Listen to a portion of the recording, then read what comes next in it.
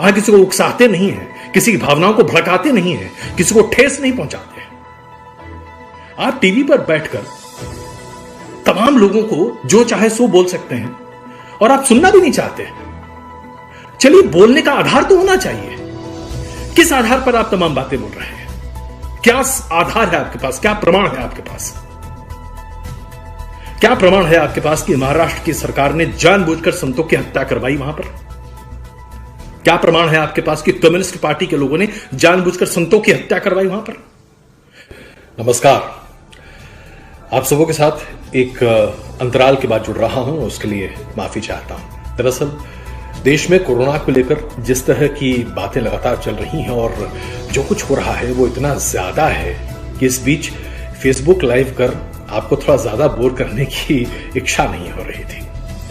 लेकिन बीते कुछ दिनों से पालघर को लेकर जिस तरह की बातें सामने टेलीविजन चैनलों पर आ रही हैं, लगा कि अपनी बात सामने रखनी चाहिए।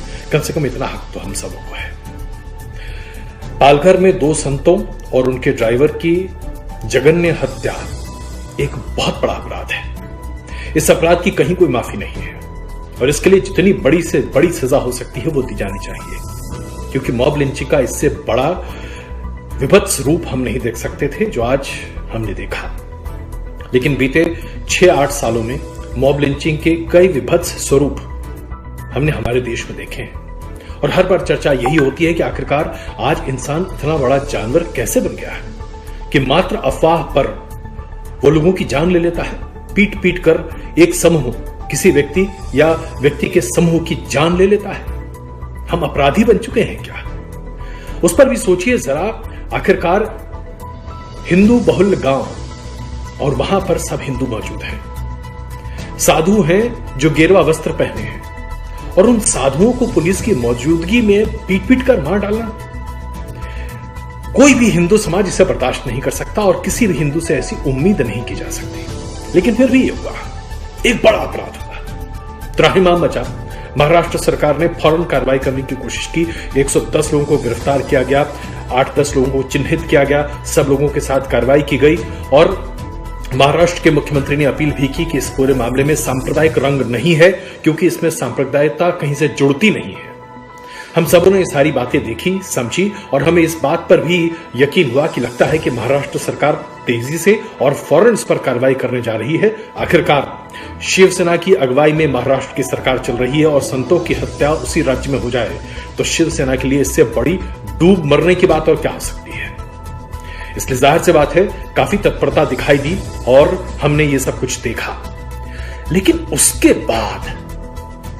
बाद कुछ ऐसे लोग जो टेलीविजन पर अपनी पहुंच बढ़ाने के लिए, टेलीविजन पर अपने आप को सुर्खियों में रखने के लिए जिस तरह से बयानबाजी करने लगे या इस तरह से टेलीविजन शो करने लगे, यह सवाल खड़े करने लगा कि आखिरकार पत्रकारों को क्या हो गया है। हम पत्रकारों का तो काम है कि जहां जो अपराध है, जो गलत है, उसे सामने लाएं, ध्यान आकर्षित करें सरकार का कि इस पर कार्रवाई कीजिए। अगर सरकार कार्रवाई कर रही है तो चलिए उसमें हम दखल न दें, लेकिन कम से कम उसकी जांच की परतों को बाहर निकालें और जनता के सामने सत्य को सामने रखने की कोशिश करें। यह हमारी जिम्मेदारी है। लेकिन जब पत्रकार जगत के कुछ एक लोग जो नामचीन हैं, जिनके करोड़ों करोड़ दर्शक हैं और लोग उनसे जुड़ते हैं, वो लोग जब एक विषैली बात लेकर सामने आ जाते हैं, एक ऐसा ध्येय लेकर सामने आ जाते हैं जो कि प्रस्तुत करता है एक बहुत ही विभत्स तस्वीर। हमने राजनीतिज्ञों को हत्या पर रोटियां सेकते हुए देखा है, लेकिन पत्रकार कब से रोटियां सेकने लगे हत्याओं पर?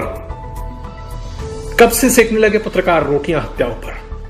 2 संतों की हत्या होती है और ऐसे में हम पत्रकार जगत के लोग उस पर अपना उल्लू सीधा करने लगे तो हमसे बड़ा चील कोई नहीं है, हमसे बड़ा कौवा कोई नहीं है।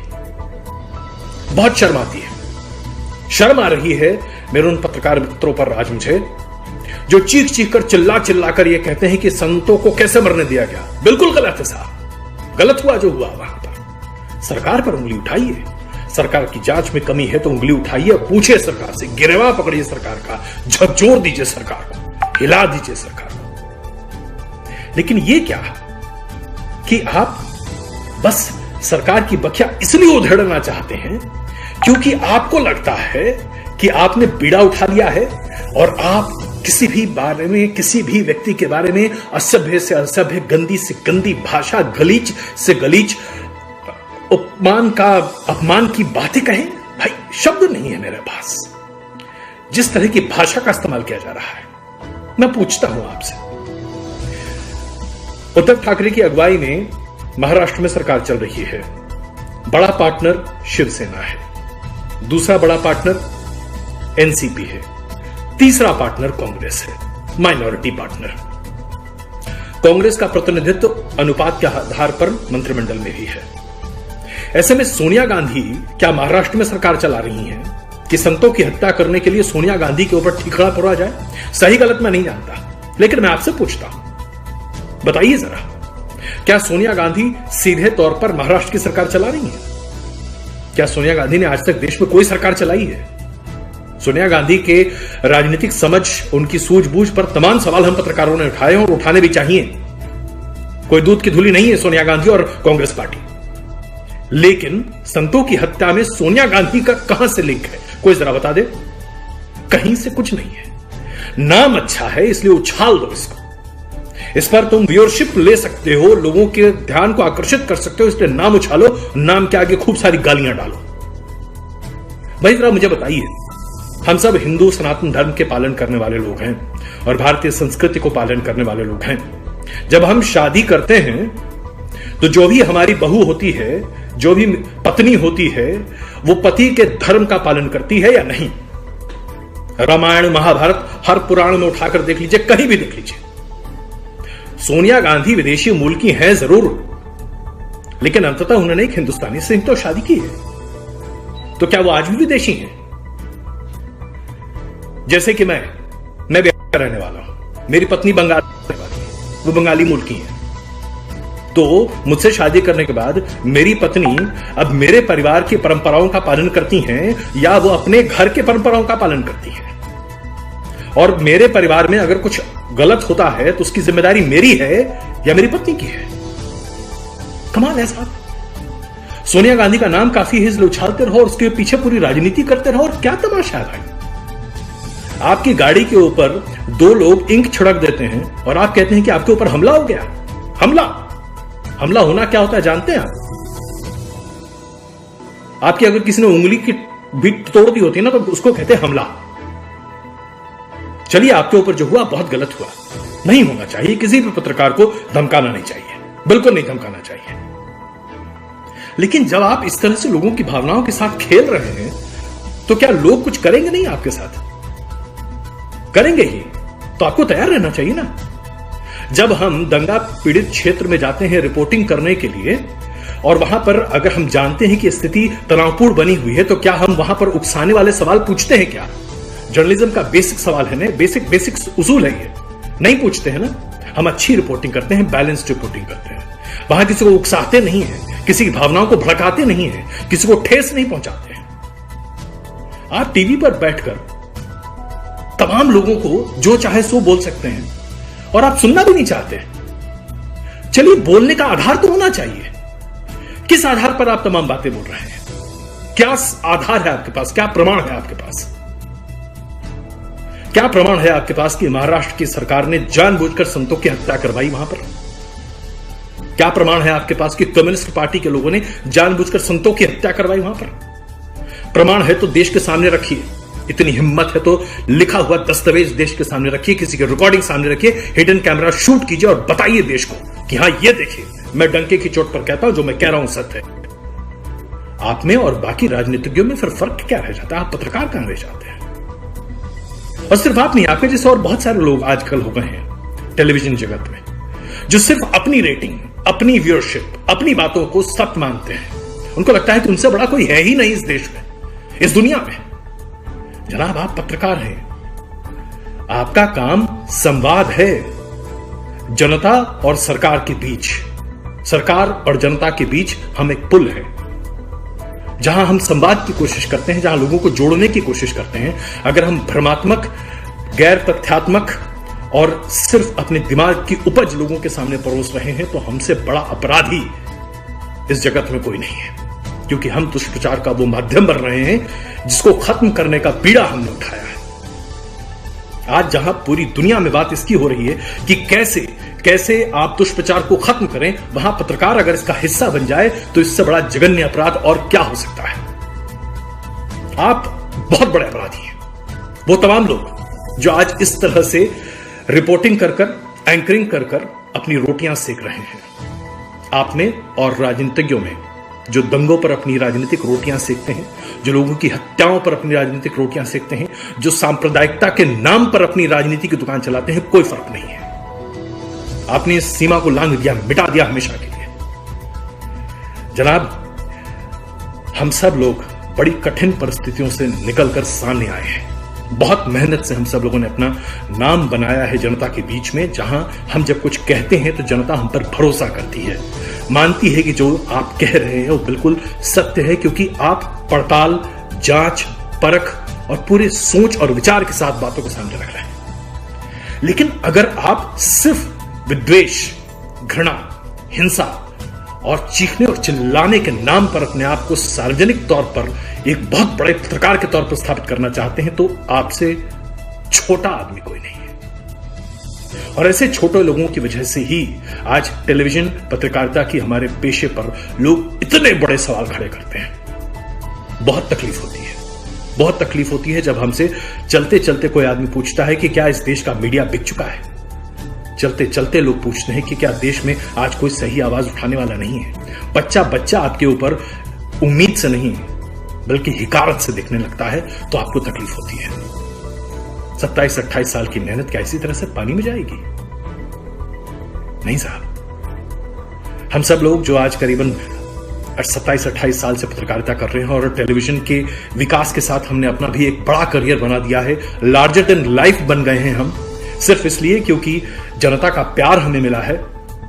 याद रखिए, जिस तरह से फिल्म अभिनेता का करियर स्पैन होता है, वैसे ही एक टेलीविजन एंकर का भी करियर स्पैन होता है।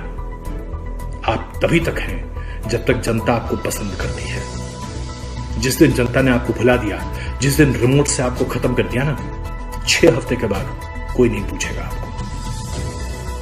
जब मैं फॉक्स में ट्रेनिंग के लिए गया था तो मुझे सबसे पहली चीज यही बताई गई थी कि एक एंकर और एक टेलीविजन रिपोर्टर की जिंदगी है 6 हफ्ते। 6 हफ्ते अगर आप टीवी पर नहीं हैं तो फिर आपको कोई नहीं पूछता, कोई नहीं पहचानता और आपकी कोई औकात नहीं है। सिर्फ औकात बनाने के लिए क्या हम भ्रमात्मक तरीके से अपने देश को तार तार कर दें? क्या यह देश के खिलाफ विद्रोह नहीं है?